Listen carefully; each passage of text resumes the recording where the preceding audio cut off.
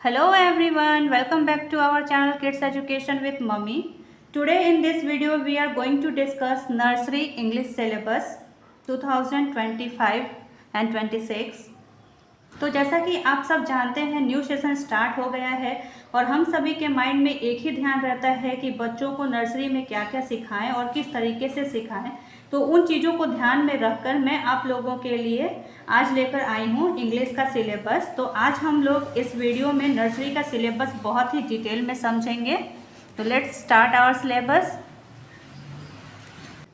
तो इंग्लिश में क्या क्या पढ़ाया जाता है, सबसे पहला जो आता है वो है first one is pre writing strokes. तो बच्चों को कुछ भी लिखने से पहले, कोई भी अल्फ़ाबेट लिखने से पहले उन्हें स्ट्रोक्स सिखाई जाती हैं। हालांकि बच्चे प्री नर्सरी में स्ट्रोक्स सीखे हुए होते हैं, हमें बस उन्हें थोड़ी सी प्रैक्टिस करवानी होती है एंड देन हम अल्फ़ाबेट्स लिखना सिखाते हैं।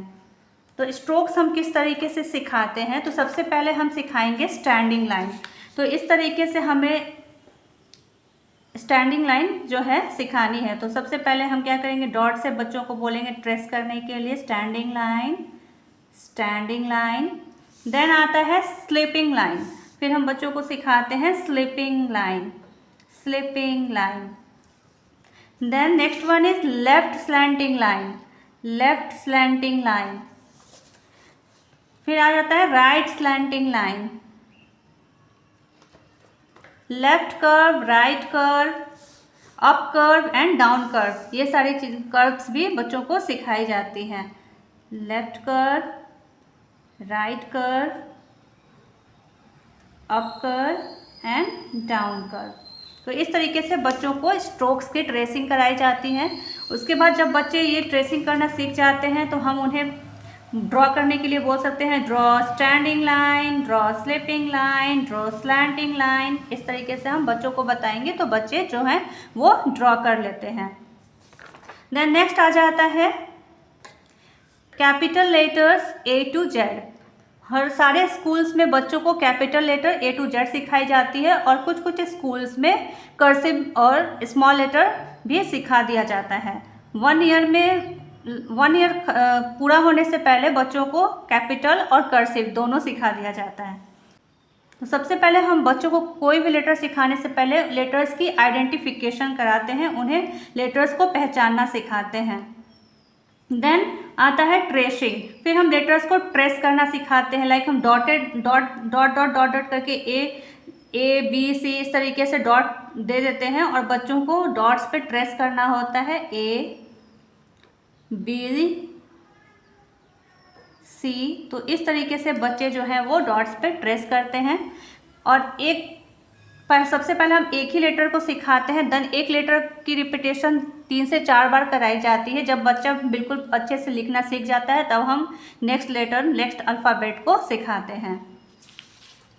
देन आता है वर्ड कम्स आफ्टर, बिटवीन। तो अल्फ़ाबेट से रिलेटेड उन्हें आफ्टर दी जाती है। Word comes after B, word comes after C, what comes between A and C. तो इस तरीके से उनको आफ्टर एंड बिटवीन की भी प्रैक्टिस कराई जाती है। बच्चों से मैचिंग करवाई जाती है। तो इस तरीके से उन्हें कुछ अल्फ़ाबेट्स और कुछ पिक्चर्स दे दिए जाते हैं और उन्हें मैच करना होता है, जैसे कि A for apple, B for ball, C for cat. तो इस तरह से बच्चों को मैचिंग करना होता है। अल्फ़ाबेट की मैचिंग्स भी कराई जाती है, सेम अल्फ़ाबेट्स दे दिए जाते हैं और उन्हें मैच करने के लिए बोला जाता है, जैसे G H K। तो इस तरीके से अल्फ़ाबेट्स और पिक्चर्स की मैचिंग करवाई जाती है। देन आता है कंप्लीट द सीरीज़, फिर बच्चों को सीरीज़ को कंप्लीट करने के लिए कहा जाता है। राइट द फर्स्ट लेटर, बच्चों को फर्स्ट लेटर लिखने के लिए भी कहा जाता है। सर्कल द करेक्ट लेटर, और लेटर्स को सर्कल करने के लिए कहा जाता है। तो हम इस तरीके से बच्चों को दे सकते हैं राइट द फर्स्ट लेटर, हम कोई पिक्चर बनाकर दे देंगे और बच्चे को बोलेंगे उसका फर्स्ट लेटर लिखने के लिए। तो ये पिक्चर किस चीज़ की है, लीफ की है। तो लीफ किससे होता है, L for leaf, J for jug, A for apple, B for ball. बिल्कुल उसी तरह से सीरीज़ को कंप्लीट करने के लिए भी दिया जाता है। कोई भी एक अल्फ़ाबेट लिख देंगे और उसके आगे डैश डैश दे देंगे और बच्चे उसकी सीरीज़ को कंप्लीट करेंगे, जैसे कि A, then comes B, C, D, E,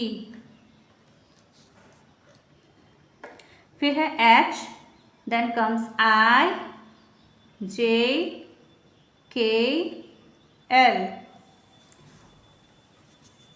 और सर्कल द करेक्ट लेटर। अब यहाँ पे एक पिक्चर दिया हुआ है और 3 अल्फ़ाबेट्स दिए हुए हैं, उसमें से जो करेक्ट पिक्चर के अकॉर्डिंग जो करेक्ट अल्फ़ाबेट है उसे सर्कल करना है। तो what is this? This is a kite. तो बच्चे को K फॉर काइट को सर्कल करना है। What is this? This is a mango. तो बच्चे को मैंगो को सर्कल करना है। तो इस तरीके से उन्हें ये सारे कॉन्सेप्ट जो हैं वो क्लियर किया जाता है। देन आ जाता है सेंटेंस स्ट्रक्चर। सेंटेंस स्ट्रक्चर भी उन्हें करवाई जाती है, जैसे ओरली उन्हें सिखाई जाती है। What I am a boy, I am a girl, और I study in class nursery, my name is this and that. इस तरीके से बच्चों को सिखाई जाती है। देन आ जाता है next one is vocabulary building. बच्चों को कुछ वोकेब्स भी बताए जाते हैं। वर्ड्स लाइक फैमिली, फैमिली के बारे में बताई जाती हैं। फैमिली में कौन कौन होते हैं ये बताई जाती है। होम के बारे में बताई जाती है।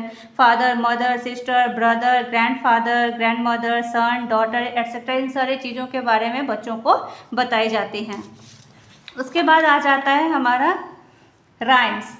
बच्चों को इंग्लिश में राइम्स भी करवाई जाती हैं। बहुत सारे राइम्स होते हैं, जैसे Johnny Johnny, twinkle twinkle, early to bed, Humpty Dumpty. इस तरीके से बच्चों को राइम्स करवाई जाती है। बच्चों से डिक्टेशन कराया जाता है, जैसे कि बच्चों को बोल दिया जाता है राइट डाउन ए, राइट डाउन ए, राइट डाउन के, राइट डाउन पी। तो बच्चे इस तरह से लिखते हैं। इससे पता चलता है कि बच्चे जो हैं अल्फ़ाबेट्स को बिल्कुल अच्छे से रिकॉग्नाइज कर रहे हैं और वो सही से लिख रहे हैं।